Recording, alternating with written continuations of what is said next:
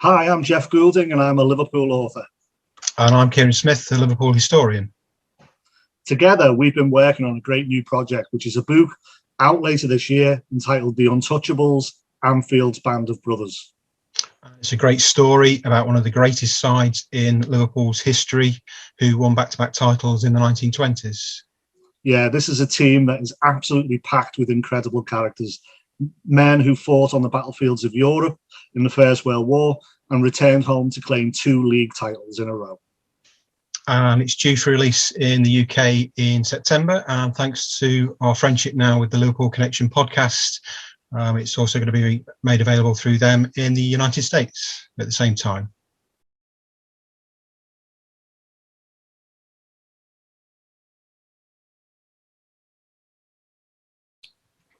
Hello and welcome to another edition of the Liverpool Connection podcast. I am Daz, I've got Steve, and we welcome back a very, very good chat that we had last time, and I'm glad we've got him back on to discuss in depth a little more of what's been going on.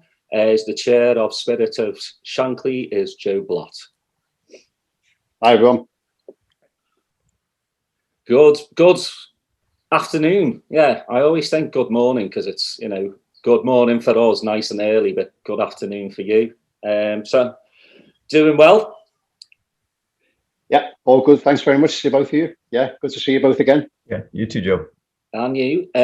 So, yeah, as I said in the beginning, lots to talk about. We haven't talked about us getting third place. Which I think, all in all, is an absolute boss job. Nobody, including probably about 70% Liverpool supporters, didn't think we'd make top 5, let alone, top 3. Yeah, I funny enough, to me, there's a bit of a link to the to where we were with the club as well, because it seems. It was that Leeds United game, wasn't it, on the Monday night, where I think everyone had given up, not only on football, but on us getting anywhere near the top 6, as you say, there. And then we just went on a run after that. It was almost as though because there'd been the clearing of the air over that 72 hours, you sort of feel as though that. The conversations taking place off the pitch were affecting the players, but then once the conversation started to be more positive, you hope that they affected the players more positively as well, and that they felt as though that they were part of the club. They cleared the air themselves, didn't they? They came out themselves on the Tuesday and said, "We've had enough. It's not what we want." And from there, there's no looking back. Was that it was title winning form for the last 6 games or so. Steve, go ahead. Yeah, no, Joe, I mean, just to catch the listeners up, the clearing of the air was obviously centered around the Super League announcement and just the ramifications of that and the turmoil that it caused in worldwide football, just not in Europe. So you're saying that, that last 30 points that were available, Liverpool won 28 of those. So it showed the progression of the team. I think the camaraderie really cemented. You had Thiago finally playing the kind of position he was playing, getting Fabinho back into the center mid versus playing in center back, and it really, I think, was a symbol of what's going to happen this next season coming up, and I'm looking forward to it. I know you guys are too, but so I just wanted to kind of put that into context, what you're saying about those 72 hours, because that was such a big occurrence, and Spirit of Shankly was obviously, in the center of trying to right the ship during that time.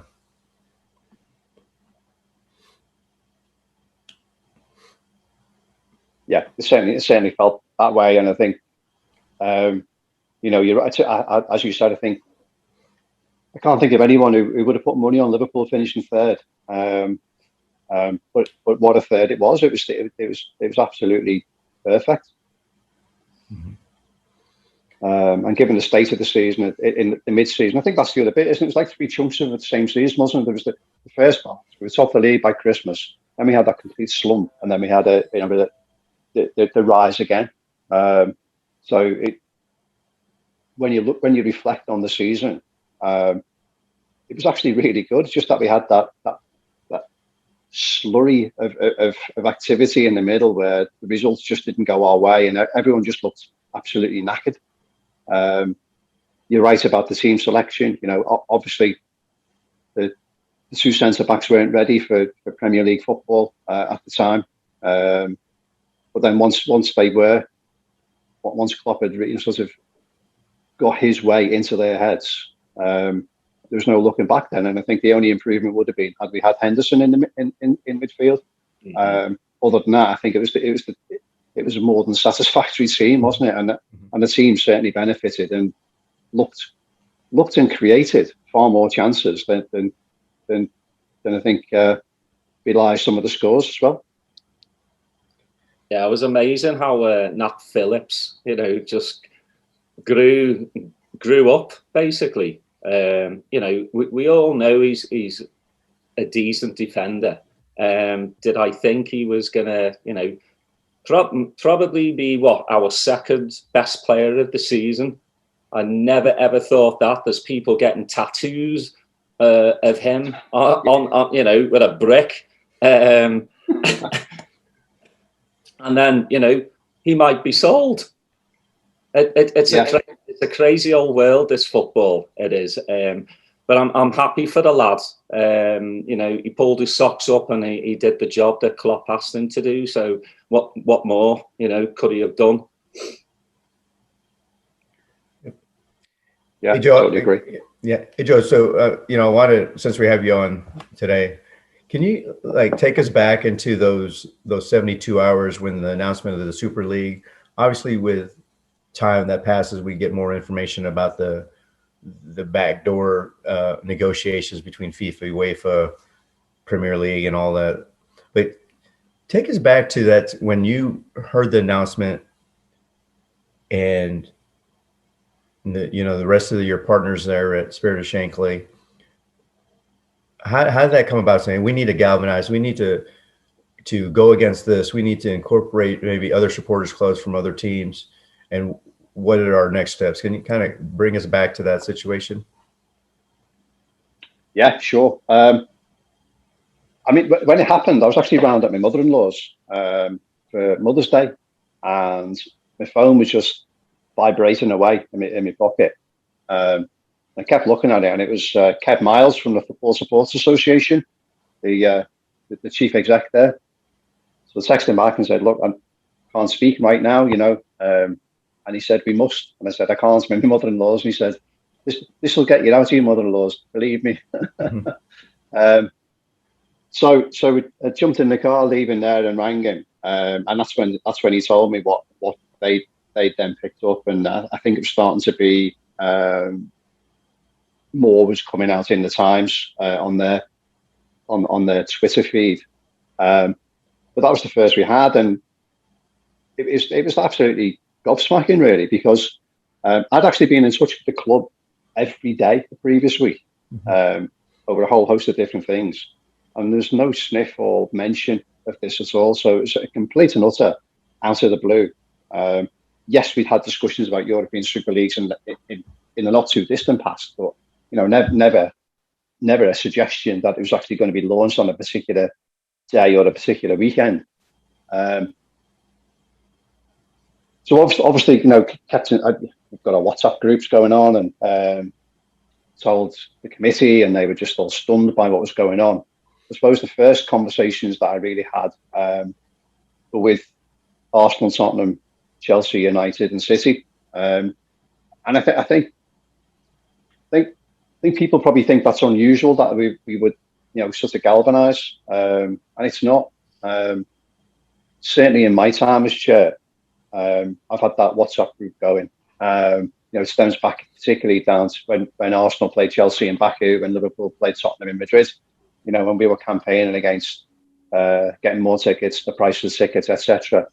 So we've kept that going, and I think I've always said that there's more that binds football fans together than separates us, and I think this was a prime example of that, because the six of us were absolutely united in solidarity in opposition to what was going on, united in solidarity about how to approach it, in terms of getting statements out quickly and turning things around. And it's at those moments in time that you put a lot of trust and faith in the work that you put in before. So, if Tim from Arsenal takes the lead on something, that's absolutely fine.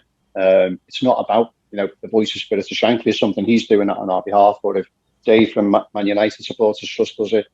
And I think that's really important, and it shows that anyone can speak from that group, and it gives a power then, because suddenly you're now not just talking from, well, Liverpool would say that, wouldn't they? United would say that. Well, actually speaking on behalf of 6 clubs now. And then beyond that, one of the other first phone calls that I gave was to someone I'm sure Dave Kelly from the Blue Union. So Everton Supporters Trust. Someone who was just wise, I think, and obviously not in the big six, but fully understands the impact of it.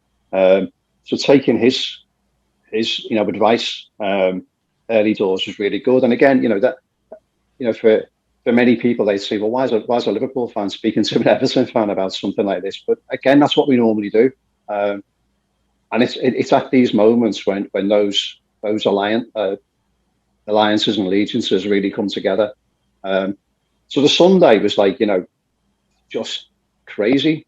What started out as just, as I say, literally going to my mother-in-law's to wish her a happy Mother's Day was then just completely and utterly taken over. And there was silence, wasn't it, from football in general, silence from the clubs in particular. And it was only was it around 11 o'clock UK time that the club started to announce that they were in the Super League, and that they had gone into it. Before that, it still felt like a little bit of speculation. So, we were dealing with this from literally 12 o'clock midday here through till about 1 a.m., 1:30 a.m. the following morning, because we then had to respond obviously individually then to what the individual clubs were saying. So that first sort of 12 hours or so was just complete and utter chaos. And then as we moved into Monday, you could obviously see the groundswell of opposition. So I think the first part was like, what would the Big Six say? And the Big Six fan groups all stood up together to say they didn't want it, which I think was powerful, because we could quite easily have said, well, it's our team, we're going to do what we want to do and go into Europe. But we stood solidly together, particularly about the non-competitive nature, that it was just driven by finance, and the whole thing was just something that we didn't support. Particularly, it would collapse the pyramid of football in the UK, and damage football forever in the UK, and we couldn't have that. I mentioned Kevin Miles before from the FSA. He was obviously galvanising the other 14 clubs as well in the Premier League to get their views, but obviously as well from the Championship, because they would be impacted on this, because let's be honest, we take money out of football, and it affects everybody all the way down to grassroots level. So that it was a huge impact for the wider football family. So the Monday was obviously trying to pick up details from the club. The club, I think about mid-afternoon, said, you want to take a call from us? And we said no. You should have rung us yesterday and spoke to us. It's one of those situations again where silence doesn't help. They could quite easily pick the phone up to us. They know us well enough. We might not agree with what they were saying, but at least we could have had a voice, which I think leads on to where we are now. But that's as was then. They didn't speak to us. And I thought a few things just came together on that evening. Firstly, there was obviously the Liverpool Leeds game.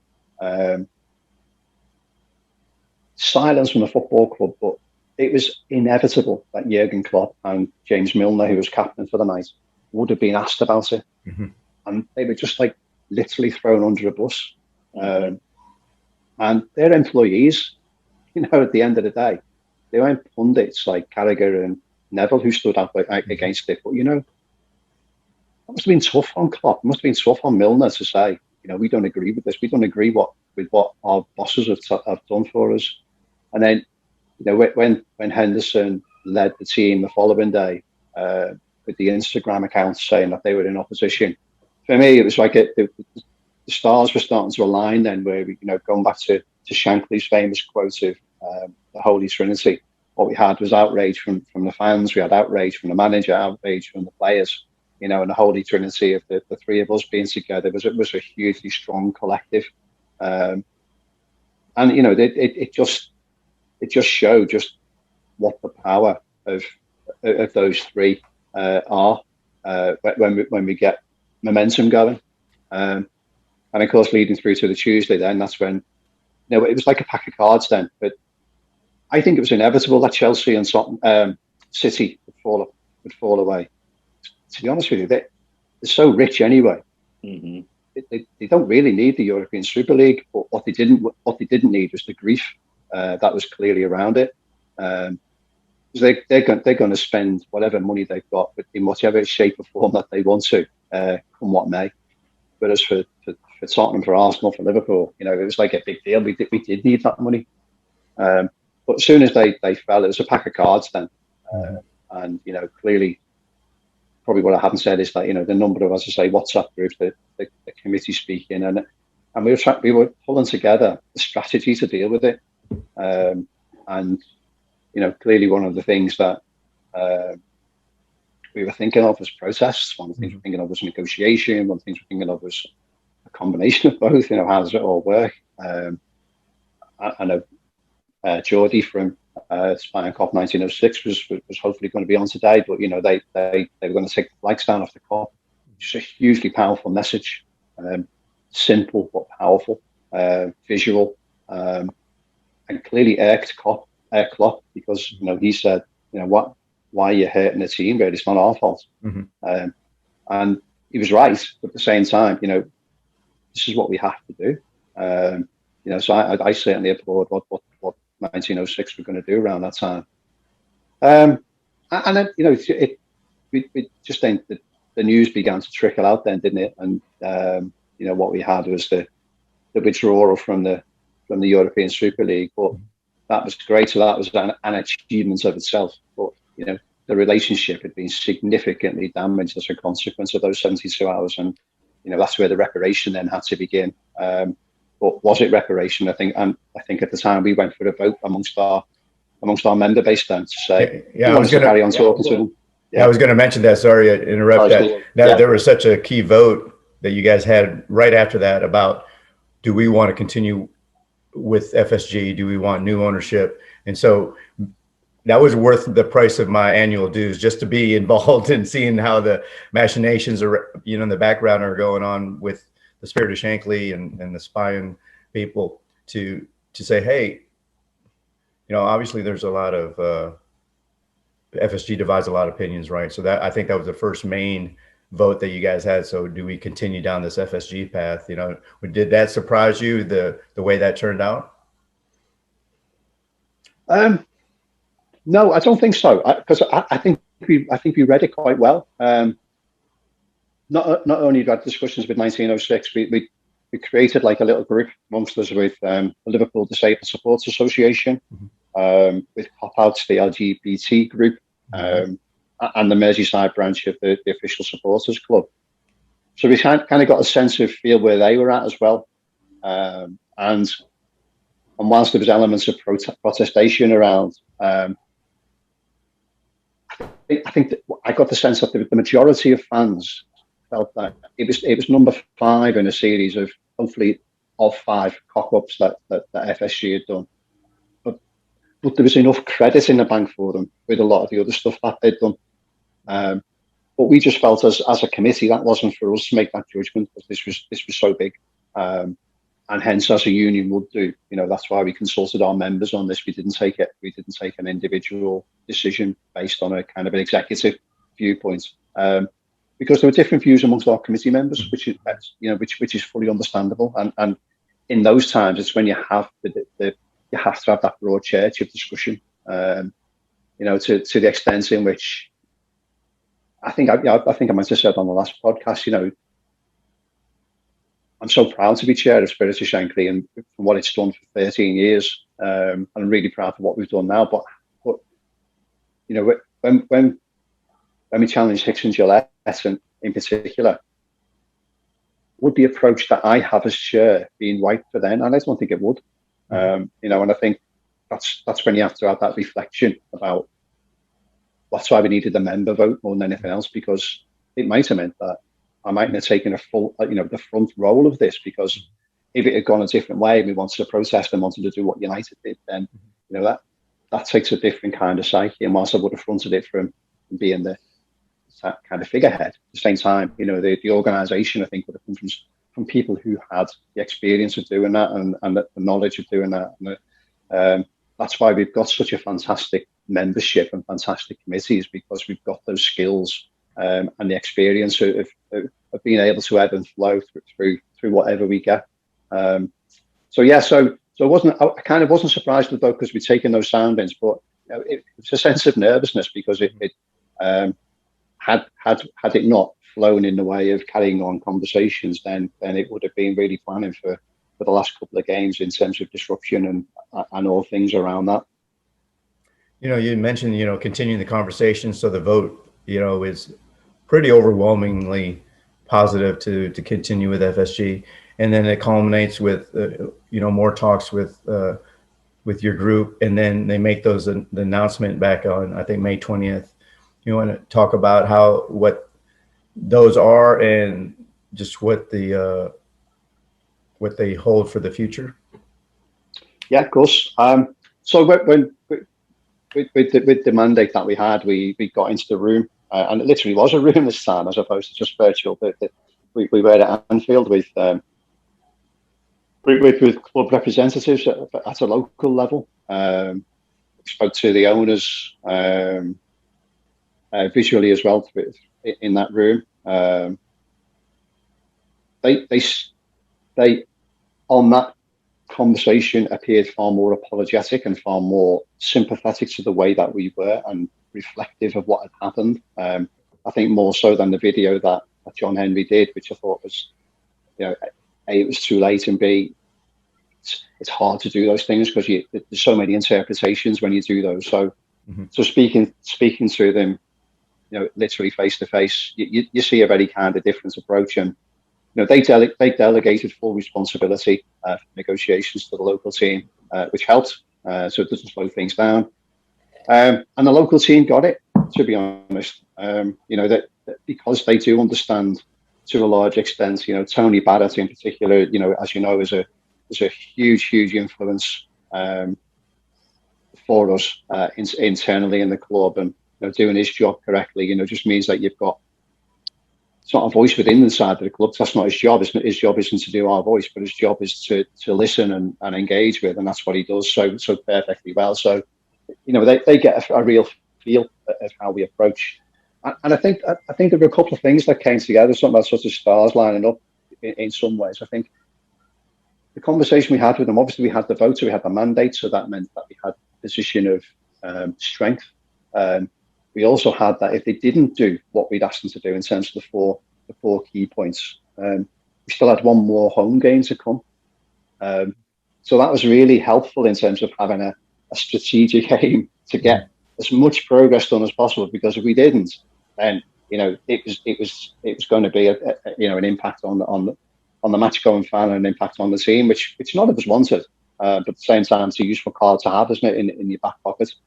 But the talks were positive, incredibly so. They understood what we wanted and how we set it out. And I think, when we asked for the four things, just in reverse order, the FSG to fund the fines from UEFA and from the Premier League, they immediately accepted that and said, yeah, FSG need to do that. In terms of working with us on the UK government fan-led review, right up for that, said, yeah, that has to be. We have to be, in tandem on that because it's important. And then it's the other bits that were negotiable then in terms of board membership and having the rights of veto, etc. And it was really in conversation that we came up with the proposals that we now have and that we've now got a mandate to proceed with, which I think go beyond what we asked for, because we asked for board membership, and it's funny. It's only when you like you guys. Look, I'm just an ordinary Liverpool fan, and all I want to do is to follow Liverpool till I die, and I just want to see us win everything, and I want that 90 minutes on the pitch to be a magic show. Mm-hmm. But unfortunately, with this kind of role that I have, you go behind the magic show sometimes, and it takes away some of that. But sometimes you need it, and I didn't know that the way that the whole of the clubs is structured is so complicated. So just by very quickly saying that there's an FSG board, obviously based in Boston, but they deal with all the Fenway Sports Group stuff. So obviously the Red Sox and the ground there, but a whole host of other things as well that they've got fingers in pies. Now, if I or you or whoever it was that was going to be a board member of that, your voice would have been completely lost, because I think it's about 50, 60, 70 people are on that board, So, the Liverpool bit is actually only a very small part of the Fenway Sports activity. And then there's another Liverpool FC Fenway board, which is the 7 board members of John Henry and Co. But even that, is doesn't meet that often, and it kind of just gels the top 70 with the local level. That's all. So to sit on that might not have been fruitful, and it came logical that the most important ones to influence was the local board members, which were Billy Hogan, Andy Hughes, and Mike Gordon. So you got 3 board members at the local level who do all of the debates. And what they were telling us was that unless there's a significant, say, huge capital investment where they need some resourcing, they kind of don't go to that top one. They only ever go to the middle one. But actually, they've got so much delegation that that's where you need to be, and that's where we came up with the notion of getting something written into the Articles of Association, which does 2 things. One is that's not reflected on an FSG. So the Articles of Association are the Liverpool Football Club and Athletics Grounds Association, which is what was set up in 1892. So that's the entity that we'll have both the articles written and the contract with, which obviously satisfies now, but also satisfies the future as well. Because should FSG move on at some point, then we've got the legacy and also the continuity, because our contract and the Articles Association are owned by the football club, which is obviously a transferable entity as well. So all of that, reflects a significant, we think, improvement for us. Because I think the one final thing I would say is that just in terms of being a board member, I'm just thinking of maybe Daz or Steve being on the board, and you're just about to sell Virgil van Dijk because you've seen the books, and you know that you have to do it to square those books, and you're going to sell Virgil van Dijk, and you're going to take someone from Bolton on loan, and then you walk into one of the pubs around Anfield and say, "Guess what I've just done?" Mm-hmm. The personal responsibility for someone on the board as a fan is huge, and that's aside from your first responsibility is to the board membership, to the company. So you have to take those decisions. You might argue against them, but you have to own them. Mm-hmm. And that could also be criminal liability. It could be health and safety issues. There's all sorts of machinations around that. Just excuse me, just for an ordinary match-going fan, as I said before, it's a huge responsibility, and we haven't got that. We've got something that we believe is better because it's a collective, and having that supporters board with all those voices behind you is massively stronger and more powerful.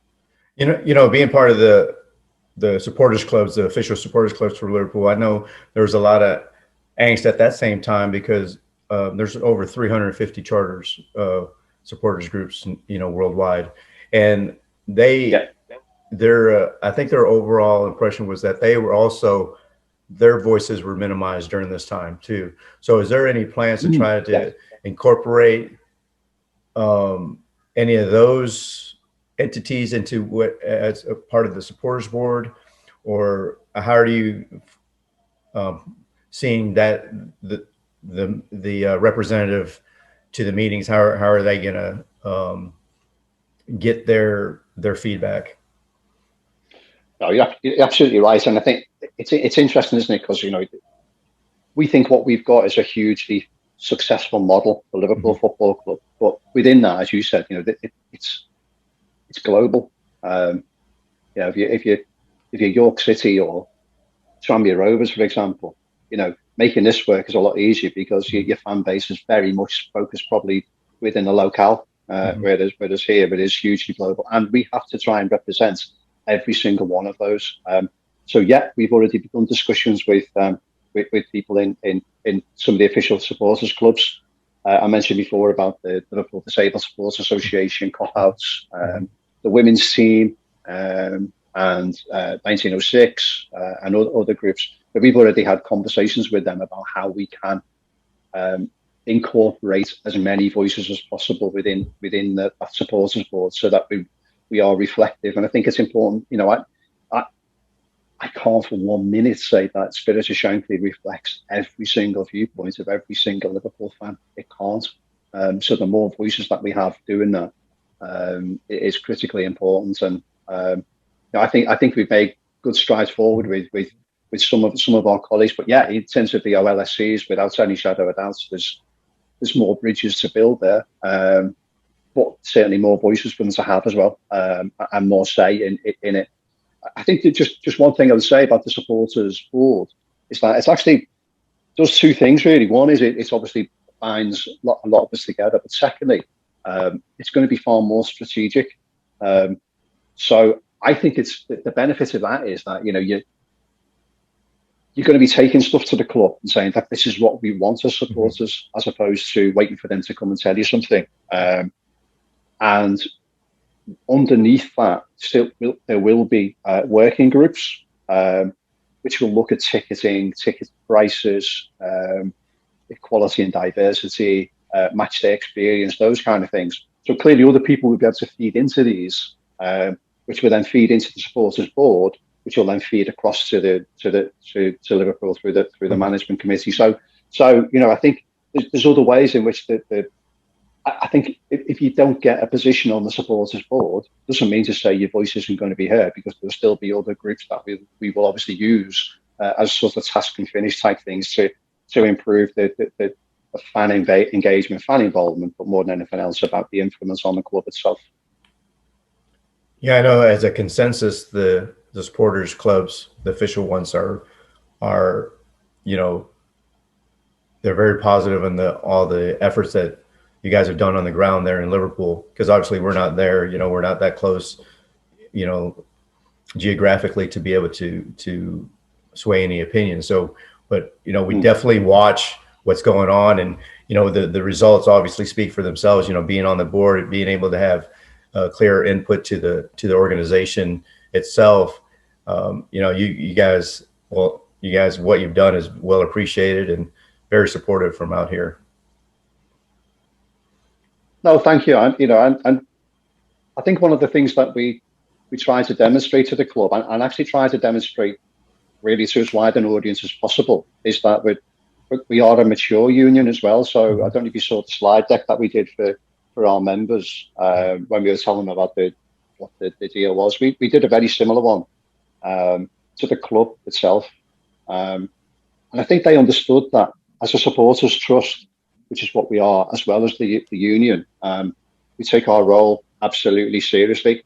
So we've got governance structures within what we do, which don't hamper what we do, but they're just the right way to do things. So it's not just a group of individuals who come together every now and again just to have a rant and a rave about certain things. We've got our ways of dealing with things.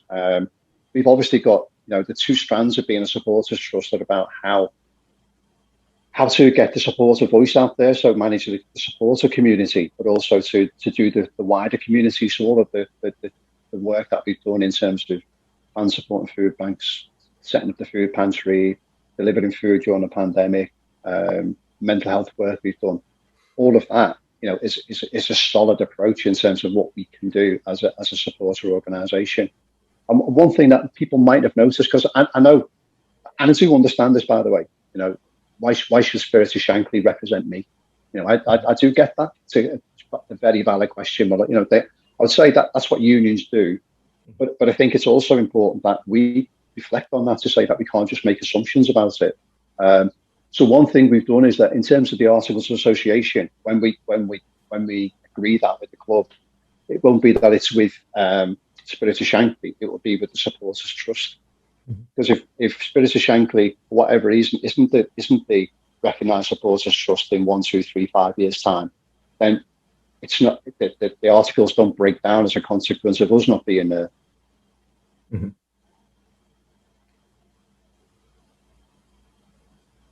Oh, it's frozen.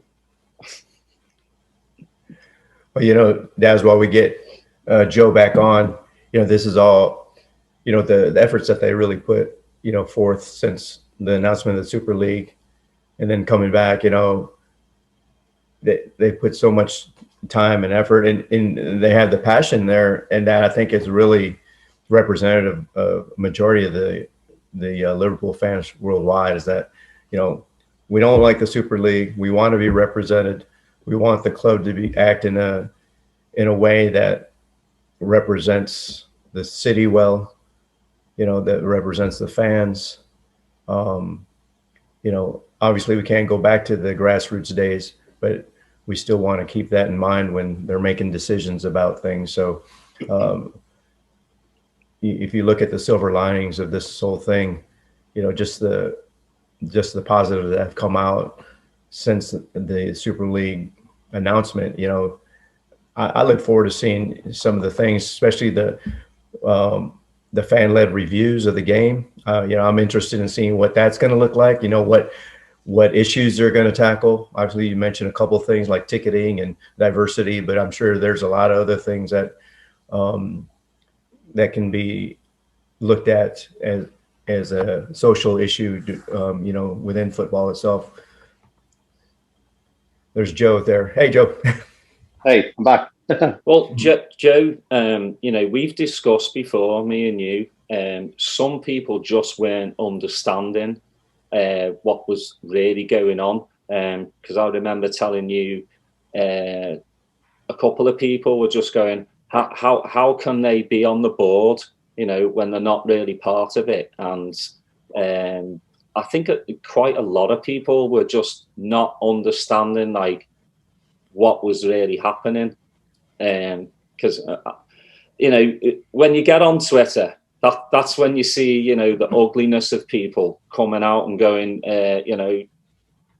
this and that with the Spirit of Shankly. They don't speak for me. How come they're sat on a board, multi-million dollar industry, and they're sat on the board. So and I understand what your take was. I'm not going to say the words that were used, apart from capitalists.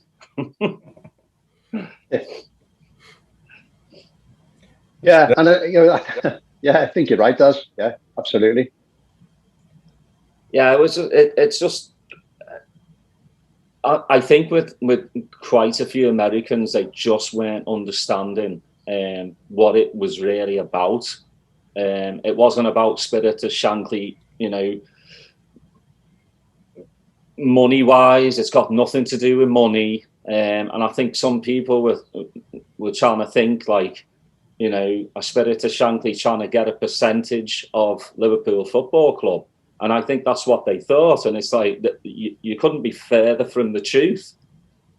They're there, you are there to voice for people like me and Steve, everybody who's a Liverpool fan that can't be in Liverpool, that cannot voice. We can get on social media and say, hey, the Super League thing, was atrocious. You know, that's my club, but your you know, our voice and your organisation does amazing you know, things for us. And also I wanted to bring up if you can talk about what you're doing with the food banks and with the greenhouse as well. Yeah, definitely. Yeah, I mean, just in terms of the first one. Sorry, I drifted off from the site then just a second. But yeah, this wasn't a power grab, and never was by Spirit of Shankly. That's not what we're about. We're just a group of volunteers who come together because we've got the common interest is Liverpool Football Club, and the common interest is doing what we can for all supporters, not only of Liverpool but of, you know, of any football group. You know, like the 20s Plenty campaign, getting £30 away tickets, that wasn't for Liverpool fans, that was for everyone. You know, and I think that's what's really important. And you're right, you know, I can fully understand why people would think that getting on a board, you know, would be you know, some kind of percentage payment to us, but absolutely not. And to be honest with you, we didn't want to go on a board. We felt it was the right thing to ask for. But as I said, as I explained earlier, just in terms of the way the company is structured, we think we've got a better deal anyway. That retains our independence, which is even more valuable to us than sitting in a room with board representatives. I think in terms of where we are with fan support and food banks, I mean, obviously that's just gone from strength to strength in terms of the work up and down the UK. And I mentioned Dave Kelly before. You know, that's where the strength came from Ian Byrne and Dave Kelly coming together from Liverpool and Everton point of view, setting that up, and you know, now we see it virtually every football ground, not only in the Premier League but into the Championship as well. You know, it's a sorry state of affairs, of course, but if we didn't do it, you know, goodness knows what the situation would be now. What the fan support and food banks wanted to do, though, was kind of have a legacy as well. Because one legacy would be to stop food banks whatsoever, but another legacy is actually to re-engineer the way that food is distributed in the city. So the food pantry notion is that an individual who wants to can become a member, and they just become a member for free. But what they then do is pay £3.50 for their shopping. And that shopping is probably about £20 or £25 worth of food. But you don't just turn up at a food pantry and get a bag of food given to you and say, you know, there's no choice in this. What we want to do is create a dignified way for someone to go shopping with their £3.50. So what we've got is we've got both of our vans, but one of them's got a big awning. So when we set up, we've got 4 setups, and I'll talk about the fourth one, the greenhouse one you mentioned specifically in a second. It's like a market store, so it's all set up in a way that you would see any market in any town situation. So all you see is people going to get the shopping. You don't see people queuing up because they're skint. Mm-hmm. It's anyone can go, and if you want to spend £3.50 and you're loaded, then do it. You want to pay £3.50, you're skint, then do it. There's no distinction. You're not getting vouchers. You're not getting sent there by the employment agency or anything else. There's no stigma attached to it. You just go in shopping. In terms of the greenhouse one in Tiber Square in Lodge Lane in Liverpool, and people, you know, will be aware of Liverpool 8, and it's hugely mixed culture. That it has, and the greenhouse, for example, there are 38 different languages spoken within the nursery that's based there. You know, it shows how diverse that community is. Very different to, you know, to where I live here, which is, you know, basically working class and middle class white people. This is hugely different, and we wanted to get in there to do 2 things: obviously help the area, but B, also for us to get an understanding of the diverse cultures as well.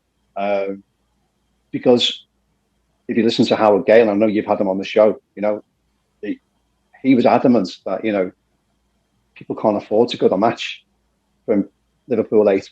They don't have the same alignment with Liverpool FC than they do in L4, and that's terrible. You know, it's part of their city, part of their culture, part of their heritage, and that's one thing that we wanted to do, is try and kind of outreach it with, you know, the club, as it were, to do that. And the foundation, I've done the same thing. They've got football, soccer skills at the Greenhouse project as well.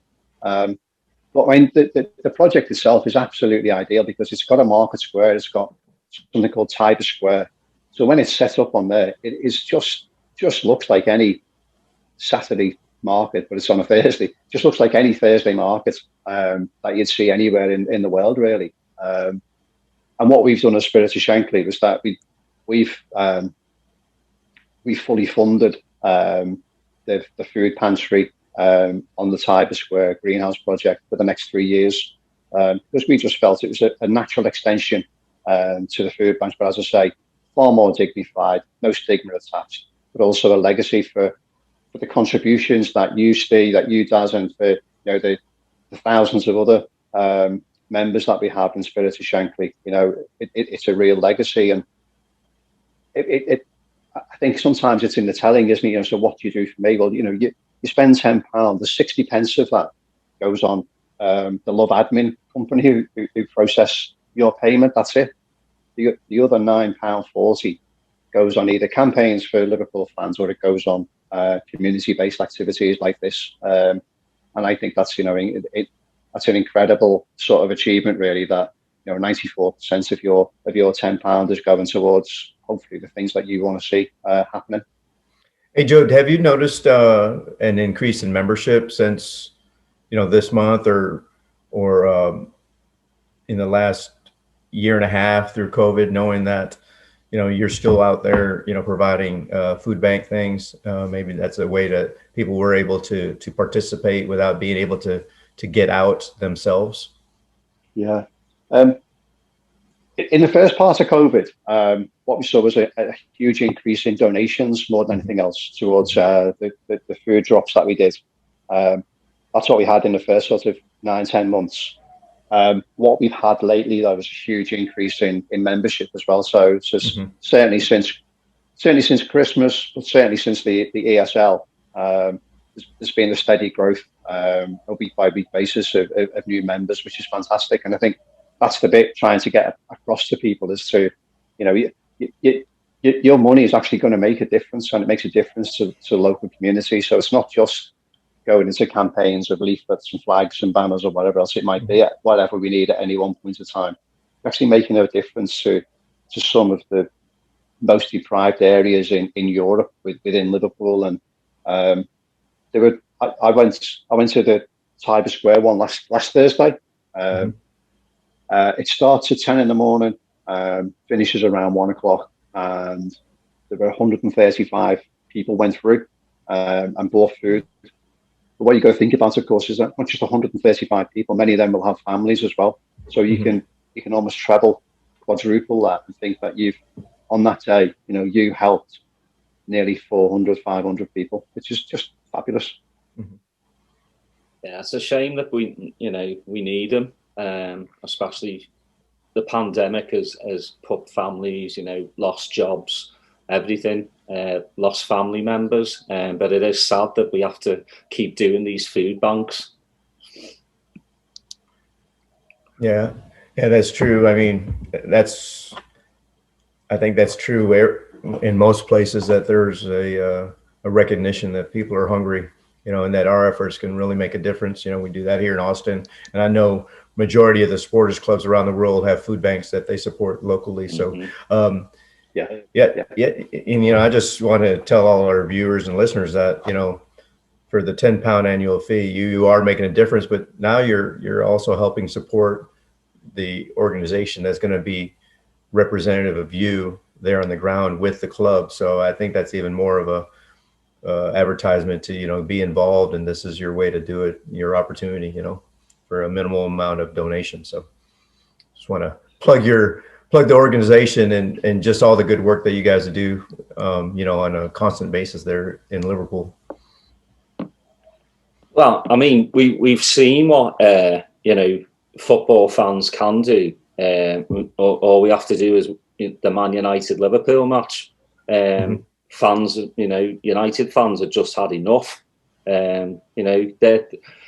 At least you have a dialogue now, Joe, with FSG, while it seems like United with the Glazers, it is just nothing. It's like he just, one of them just showed up just to show up. And you can see how angry they were, So again, I'm really, really glad that we finally have a voice for all the football fans, because especially this season with no football fans, I think that we've got a bit of more leverage than we ever have before. Because again, we've always said it: football without fans is crap. Yeah, I agree with you, Daz. And I think, I thought we did, to be honest with you, have a good liaison with the club on the Friday before the ESL announcements. But I think our potential now is massively better than it was then. You mentioned United, and I think that you're right. And I think you have to pinch yourself sometimes and say that you've got to seize the moment. We said this to FSG. This is your big moment to do something that is radical, do something as leadership, and actually demonstrate that you do believe in the football club. And I think, to be fair, they've stood up to that, as we have, as fans, because you're right. United fans are banging their head against the brick wall with Glazer, Arsenal fans with Kroenke, Tottenham fans with Levy. The despair. I mentioned the WhatsApp group before, and I'm saying, but this is what we're doing, and they're going, wish we could. We can't even get a bloody manager because we can't. There's no sense in what's going on. It's just, they won't talk to us. They're just ignoring us. And the campaign they've got of Kroenke out and Levy out and Glazers out. Yeah, don't forget Newcastle. Well, that was I was going to mention. Funny enough, in terms of we had an FSA meeting, Football Support Association meeting on Monday night, and that's even more depressing. Oh, yeah. You're right. Newcastle. Read into that, and then Leicester have got a very good relationship with theirs. But that was a kind of forged out of a really difficult situation with their previous owner, wasn't it? And that symbiotic development was fantastic. But they've had a checkered past before with their owners. It's never an easy ride. So I think that's why we've got to seize this moment, make the most of it. But as I said before, really try and get a legacy out of it, so that new owners come in, a new SLS comes in, or a new supporters trust comes in. But everyone knows this is what we talk about, and we have more than anything else. And I'm not sure I mentioned this before. I think it's not just the voice that we've got; it's actually that ability to say no. The mad thing is that those 5 different things that have gone wrong with them, the furlough, with the trademarking, with the ESL, etc., we've basically vetoed what they did. What we're saying to us, give us the veto in advance, and it makes life for everyone far easier. So if you have a veto over a ground share or a ground move, much better that than announcing that you're actually going to move to Skelmersdale or something. Just take it as read that it's not going to happen, and then everyone's life will be far easier. And we don't need to know the ins and outs of how many dollars or how many pounds that you're earning from a particular sponsorship deal. That's the job that you're employed to do that. But from a supporter perspective, just give us those advance warnings of things you're going to do, but also give us the power to say no, and they have done. And I think that that's the next phase really, in terms of shaping up just what that golden share would look like. I'll be totally honest with you, because at the very beginning, when Spirit of Shankly had these proposals, I think a lot of people got caught on the veto aspect of what was happening, and they were thinking that why are they involved in the high level financing of decisions, right? And I'm like, I don't know if that's going to work. I don't think that's actually the premise of that proposal. So I'm glad you're here to eliminate any of those kind of questions that people had about that part of it. No, absolutely not. You're right, and I understand that, because it's all about messaging, isn't it? And look, you know, we haven't got a huge marketing team behind us who do this kind of thing. We're just us. But what I'd like to see, though, in terms of future sponsorship deals, I'd like to think that if we were considering getting into partnership with, I don't know, some hugely challenging human rights organisation, or, you know, opposition to human rights, doing the absolute opposite. I'd like to think we'd have a voice in that. So I'm not saying don't get into partnership with, you know, so we can say no to, I don't know, Coca-Cola, like Ronaldo did the other day. But I'd like to think that if we were getting into partnership with, you know, some hugely terrible organisation. I mean, look at you mentioned Newcastle, you know, with getting into payday loans. I'd like to think we could influence about whether that was an appropriate way of Liverpool to sponsor when it itself is supporting food banks. How can it then, you know, sponsor payday loan companies? You know, Right. The two don't mix. So let's have the conversation before rather than a protest after. Yeah, I think that's been kind of the motivation for all of this. You know, the mistakes that have been made, but, you know, credit to FSG that they have corrected those. You know, after considerable PR hit and, you know, feedback from Spirit of Shankly and other groups. So you just want to hopefully that there's not a lot of those coming down the pipe, you know, because if you step back and take the emotion out of it, they have been good stewards of the club, you know, overall. And, you know, so we're looking forward to what brings it, the future comes, you know, so with the player signings and the Anfield expansion and just the community development that's happening. So, you know, we appreciate all the efforts of FSG, but also Spirit of Shankly and, you know, being representative of all of us over here, especially across the pond here. Yeah, thank you. And Joe, I hope you never have to go in a pub and tell your mates that Liverpool are selling Virgil van Dijk, because you won't get many free pints. No, absolutely. No, and thankfully, with the deal we've got, we won't have to do that as well. Yeah. Right.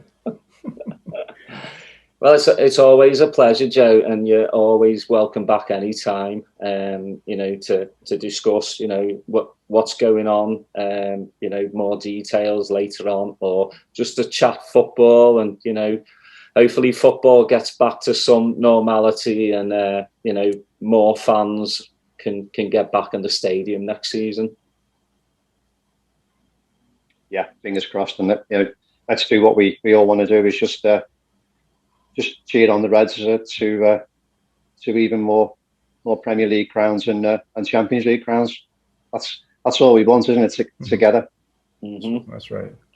Definitely. Well, appreciate it, Joe, and hopefully we'll get Geordie on when he doesn't have to, when he gets stop being called into work every time. He just needs to give me his boss's number, and I'll call his boss. But appreciate it, Joe. Brilliant. Joe, great to see you. Thanks to you, Steve. Thanks to Daz, and thanks to everyone, all of our members, you know, in across the pond there, who've obviously backed us and given us a huge mandate to go forward with the club. And in the same way that FSG are stewards of our club, we believe ourselves to be stewards of your wishes, and we want to do that efficiently and effectively.